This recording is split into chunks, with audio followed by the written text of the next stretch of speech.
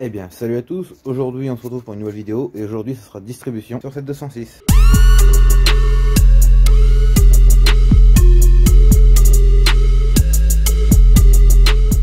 Donc aujourd'hui distribution, donc pour faire il nous faut la courroie d'accessoires, le kit distribution, pompe à eau, un joint spi de Villebrequin, celui-là. Je me suis basé sur la RTA, donc sachant que c'est la première distribution que je vais faire. Donc j'ai bien lu la RTA, enfin j'ai tout pitché dessus. Donc du coup je vous fais cette vidéo pour vous montrer que c'est possible de faire cette distribution soi-même quand on a un petit peu d'expérience quand même en mécanique. Donc avant de commencer directement sur la voiture, j'ai pris soin de la mettre sur chandelle, donc c'est marqué sur la RTA qu'il faut lever que le côté passager. Mais j'ai préféré avoir les deux côtés de lever, au moins je suis droit. Pour vidanger le liquide de refroidissement ce sera le mieux. Et puis au moins si j'ai besoin d'aller en dessous, j'ai plus de place. Donc là ce qu'on va faire, avant d'enlever la roue et le garde-boue comme ils nous le disent dans la RTA, on va prendre soin de enlever le tuyau le plus bas du radiateur pour vidanger le plus gros du liquide de refroidissement. Donc ça le temps qu'on enlève la roue, le garde-boue, les petits trucs qu'il y a au-dessus à défaire pour faire la distribution, ça aura le temps de couler. Donc on se retrouve en dessous de la voiture pour nous vidanger ça. Donc en dessous de la voiture, donc j'ai enlevé cette durée de scie, donc ce qu'il nous faut c'est juste une pince multiprise pour ce collier là. Hop, on le remonte un peu. Et alors là, avec la marée basse. J'espère que le téléphone ne va pas prendre plein la tête. Et moi non plus.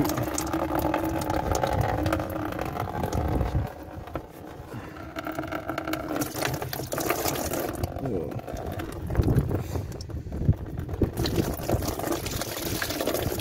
Oh putain, puis en plus il y a du vent.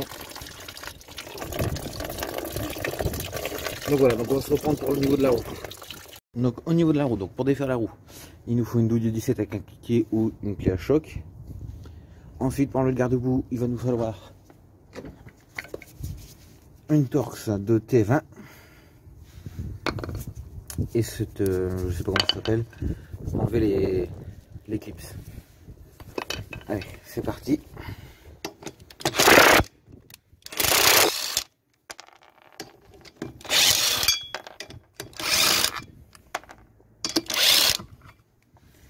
Voilà, donc je vais vous poser pour juste enlever la roue. Alors, j'ai enlevé la roue, j'ai pris le trépied comme ça, je remets deux mains. Donc une fois que notre roue est enlevée, on va venir enlever cette vis Torx, donc T20, qu'on met dans un pot pour ne pas perdre. Le petit clip qui est ici. Ah. Hop. Hop. Ensuite, on en a un ici.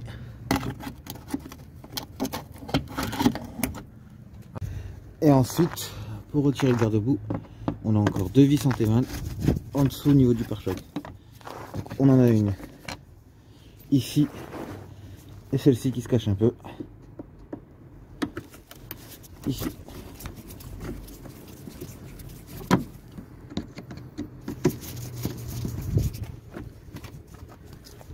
Une fois qu'on a retiré les vis et les clips, on va retirer le garde-boue. Alors, hop. Ah, il vient qu'une. Ah, bon, je croyais qu'il venait en deux parties. Je me trompe avec la BMW. Donc on va continuer. Il y a encore des vis de l'autre côté. Donc de ce côté-ci, on a celle-ci. Si je me trompe pas. Non. On a celle-ci, on a le clip ici et un clip en haut.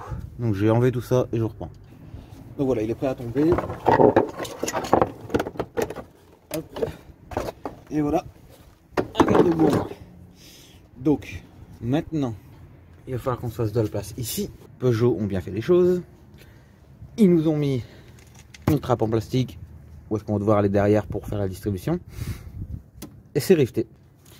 Donc ça va nous emmerder un peu. Je vais voir comment je vais faire. Je vais réfléchir 2 minutes. Bon, alors la solution était vite trouvée. Un coup de perceuse. Et c'est terminé.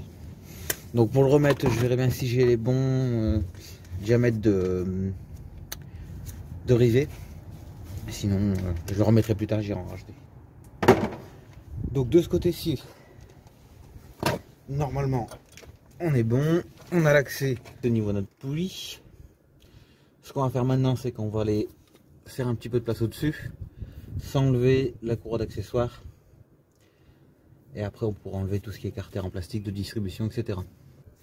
Donc maintenant on va procéder à la dépose de la courroie d'accessoires.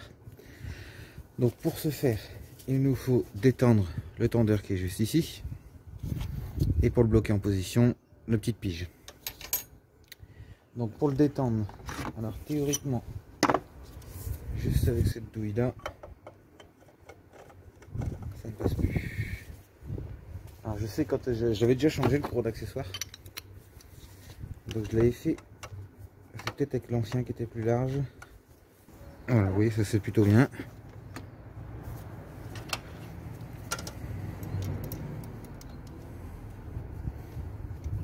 C'est pas la bonne pige. Je vais chercher la bonne pige. On va le bloquer en position avec un fourré. Hop, alors. Je vais prendre une plus petite.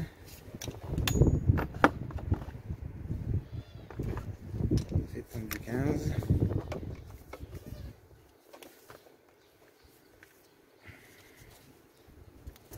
Donc voilà, j'ai retrouvé la pige que j'avais fait à l'époque, donc c'est juste un clou coupé. Je m'en suis rappelé, du coup j'en ai refait une. Là maintenant il est détendu, on va pouvoir enlever notre courroie d'accessoires. Avant de l'enlever, ce serait très intelligent de noter comment elle va. C'est-à-dire que là on va prendre notre point le plus haut, donc on va prendre ce point là. L'alternateur, elle part de l'alternateur, elle va sur la poulie niveau du moteur, ni poulie de vilebrequin. Et elle redescend sur la courroie, sur le compresseur de clim.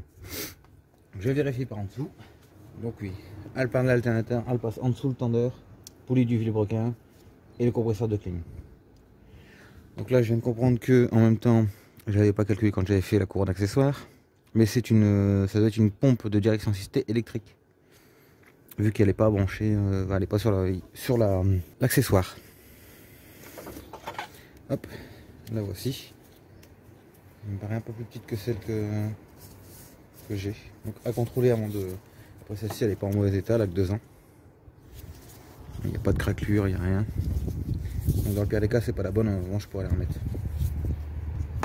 Donc je vais noter ça sur un petit cahier et je reviens. Donc voilà, j'ai pris note sur mon cahier. Donc j'ai fait un schéma en marquant A pour alternateur, V pour vilebrequin, T tendeur et C compresseur de clim. Comme ça j'ai mon schéma en tête. Maintenant ce que je vais faire, pour avoir un peu plus de place, mais je pense qu'au niveau du carter ça passe pas, on va déposer le tendeur de courroie d'accessoires. Donc on va prendre une douille de 10, cliquer, et on se fait ça.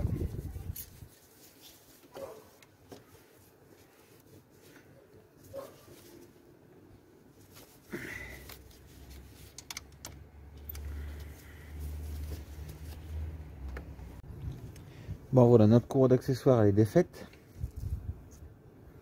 Notre tendeur je l'ai défait, je l'ai rangé proprement. Donc du coup maintenant, une fois qu'on a repéré comment notre courroie d'accessoires, on a enlevé notre tendeur, on va pouvoir défaire donc la grosse poulie en fait du vilebrequin là-bas. Donc pour faire, il faut qu'on pige au niveau de la boîte à vitesse. Donc, je vais vous montrer tout ça. Je vais vous montrer comme ça parce qu'en dessous j'arrive pas à filmer avec le trépied. Donc j'ai enlevé la tresse. Derrière la tresse on a le trou de logement qui va en fait au niveau de la pige du volant moteur. On a sur notre pige de 12 mm. On prend une clé avec la douille de 18. On vient tourner notre moteur avec cette vis là, donc dans le sens horaire. Une fois qu'on sent que ça rentre dans le trou de pige, et après notre moteur bouge plus, on peut le desserrer avec cette pige là. Donc là théoriquement elle est débloquée, je sais pas si va venir à la main. Elle va venir à la main.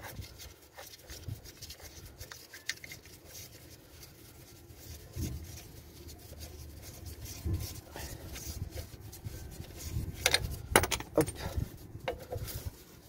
On va pouvoir sortir notre poulie et la mettre de côté. Alors la vis, pour l'instant on va la remettre dessus si on en a besoin pour caler notre distribution.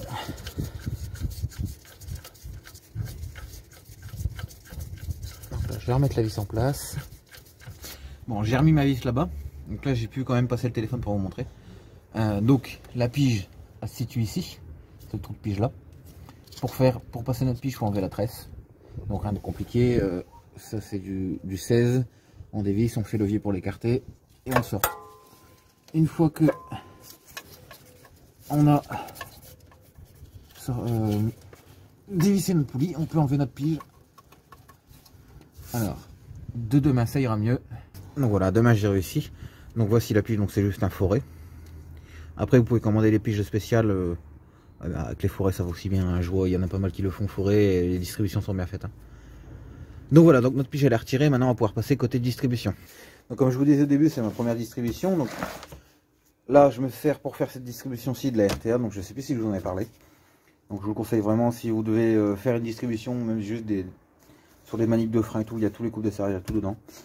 Donc là on va reprendre ce qu'on a fait. Donc du début, on a fait la cour d'accessoires. On a enlevé notre poulie du vilebrequin.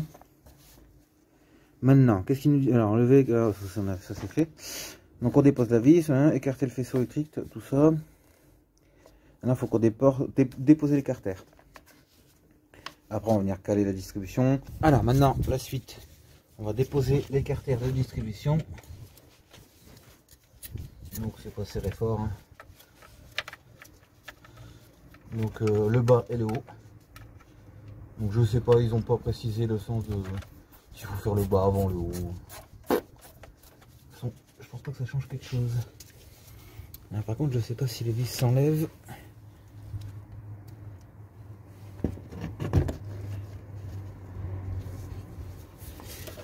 Je sais pas si les vis s'enlèvent complètement ou ils restent accrochés. Parce que je vois des fois il y a des plastiques, ça reste accroché.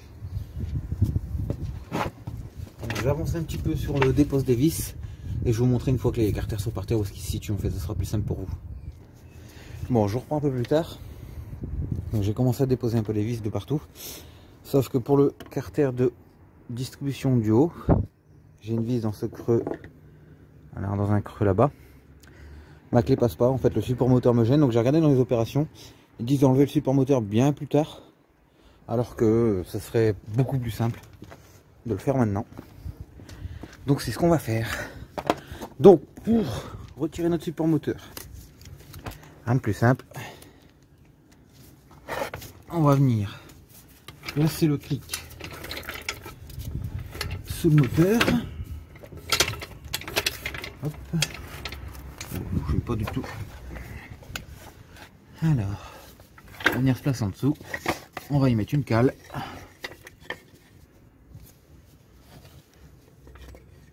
Pour éviter de marquer le carter. On va venir le supporter.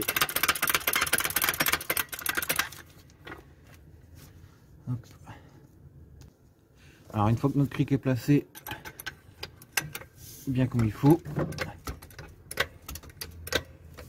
voilà, on va pas lever beaucoup, mais juste un coup ou deux pour dire que ça plaque bien. On vérifie que le cric bouge pas, qu'il n'y a pas de raison de glisser. Là on est bien à plat. Donc là vous pouvez enlever le support moteur en haut. Donc pour enlever notre support moteur, il nous faut une clé de 13 pour ici. On va enlever cette petite barre.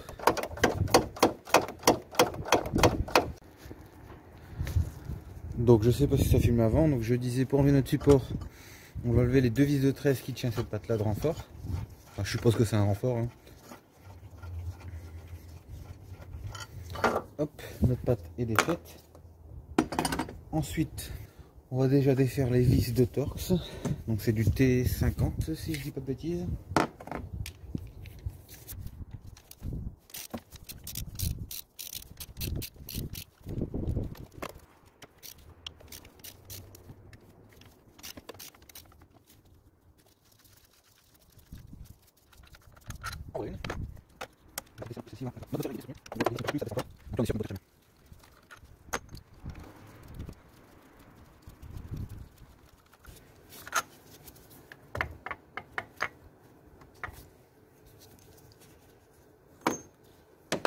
Donc là notre moteur ne tient plus à la voiture. D'ailleurs ça se voit. Alors pour enlever cette partie,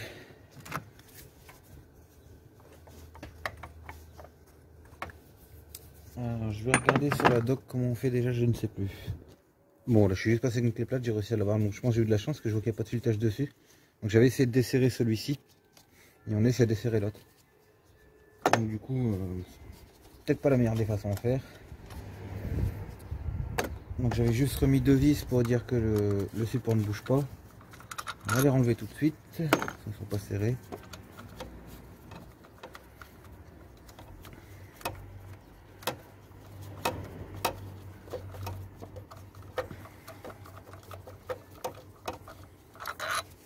Là, on va pouvoir enlever une partie du support moteur. Alors bien sûr, je range tout dans des boîtes pour dire de m'y retrouver au remontage. Hop, alors lui, on va l'enlever comme ça, on va éviter de le plier. Donc là maintenant, je vais pouvoir avoir accès à cette vis là.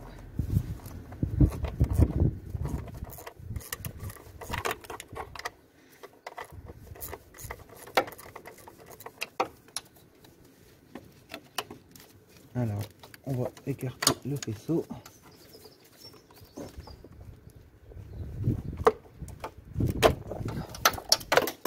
Bon, elle ira pas plus bas.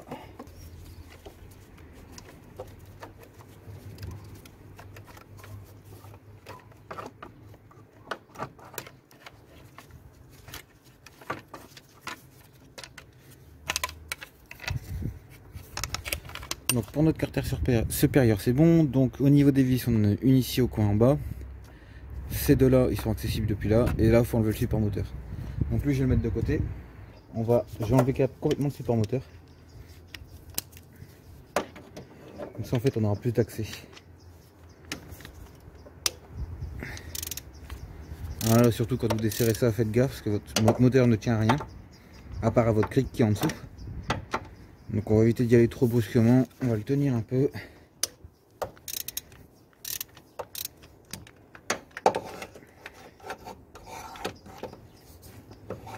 Ah, c'est super, ça passe pas. Bon. Alors oui, ça passait pas, mais alors c'est tout simple. En fait, on lève un peu le moteur, on a plus de place. Et on peut passer notre clé. Donc alors pour l'instant, j'en ai vu que 3 de boulons. Donc je sais pas s'il y en a en dessous, j'ai pas encore été regardé.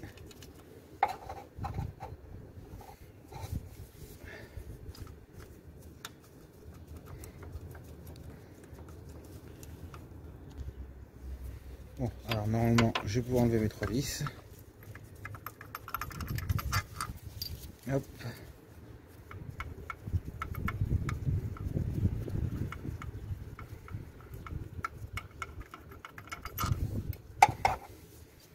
Et voilà mes 3 vis.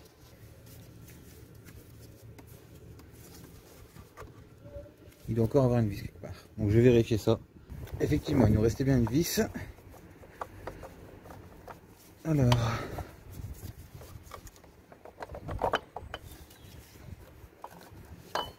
Voilà, notre support est enlevé complètement. Maintenant on pourra enlever le restant des vis du cache distribution.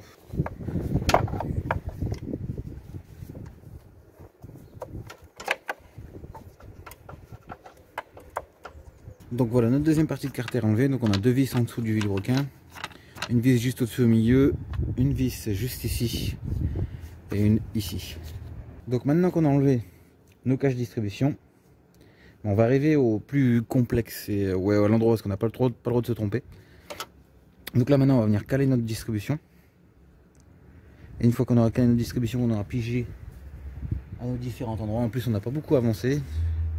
Donc là notre trou de pige ici, il y en a un ici, il y en a un à la pompe à injection et au vilebrequin. Donc je vais chercher mes piges, je vais me mettre en face et je vous montre comment je pige. Donc ça y est, notre moteur il est pigé. Donc pige d'arme à cam, pige au niveau de la pompe à injection, pigé au vilebrequin là-bas en bas. Maintenant, on va pas enlever la courroie tout de suite. On va déjà retirer ce capteur là. Hop, donc lui on va le laisser pendre sur le côté. Et cette vis là. Hop. Donc ils appellent ça un tendeur ou un arrêtoir je crois. Je sais plus c'est quoi le nom exact. Hop. Une fois qu'on a fait ça, on va pouvoir déposer notre courroie de distribution. Donc une fois qu'on a enlevé nos deux capteurs en bas, on va prendre alors une clé BTR et une douille de 13. On va venir débloquer le tendeur. On va le détendre. Là, il est détendu normalement à fond. Voilà. Donc là maintenant, je peux enlever ma courroie de distribution. Alors, oh, c'est encore bien tendu quand même.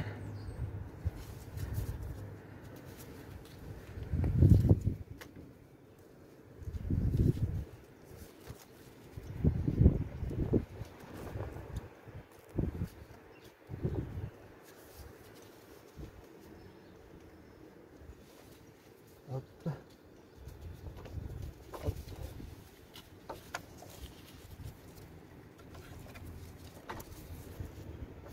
Voilà. Et voilà la courroie de distribution. Bon, elle est pas si abîmée que ça, elle commençait à bien se marquer quand même. Donc, elle a 10 ans, donc c'est conseillé que tous les 10 ans ou tous les je sais plus combien de kilomètres. Donc bah là, elle a atteint sa vie de 10 ans, donc bon, on la change. Donc une fois qu'on a fait ça, on peut retirer notre galet tendeur.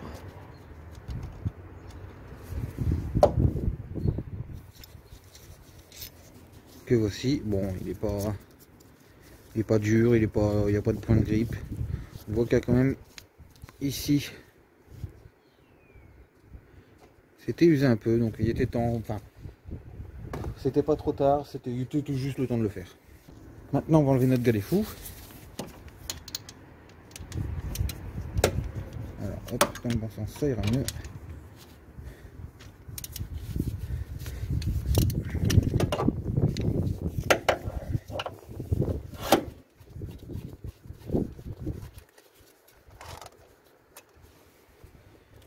Le galet fou. Bon, il n'y a pas de bruit de... Pas de bruit de roulement. Donc il était pas, voilà, c'était pas indispensable de la faire aujourd'hui, mais c'est fait. Une fois qu'on a fait ça, on va pouvoir passer à la pompe à eau. Donc pour la pompe à eau, voilà, je vais essayer de le faire par en bas. Je verrai bien. Donc je vais déjà prédesserrer, mettre un bac en dessous. Et une fois qu'on peut la retirer, je vous reprends. Donc là, donc j'ai enlevé toutes les vis. Donc là, c'est le moment où soit tout tombe dans le bac, soit tout va à côté. Donc je vais essayer de faire levier. Et tout tombe à côté.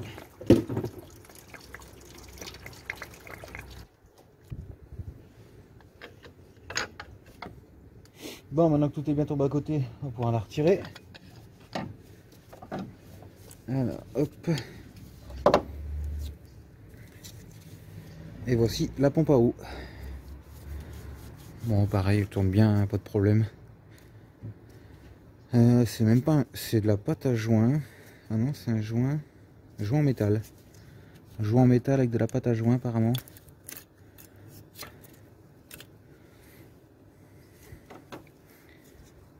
Ouais, c'est un genre de joint en métal et dessus une genre de couche de silicone. Bon, j'ai jamais vu ce type de joint, j'ai toujours vu des papiers. Et là, comme c'est la courroie d'origine de la voiture qui a 10 ans, c'était monté comme ça à l'origine. Donc là, sur le kit que j'ai, c'est un joint papier. Donc là maintenant, exactement, qu'est-ce qu'il nous reste à faire? Enlever tout ce qui est liquide de refroidissement qui a coulé là-bas. Bien nettoyer notre portée de joint pour la pompe à eau. Changer le joint spi là-bas. Donc là, je vais déjà tout nettoyer le liquide de refroidissement, bien nettoyer mon plan de joint. Ça, je vais pas vous le montrer parce que déjà, ça fait une vidéo assez longue. Donc déjà que j'aurai tout nettoyé, dès qu'on sera prêt à changer le joint spi, je vous reprends.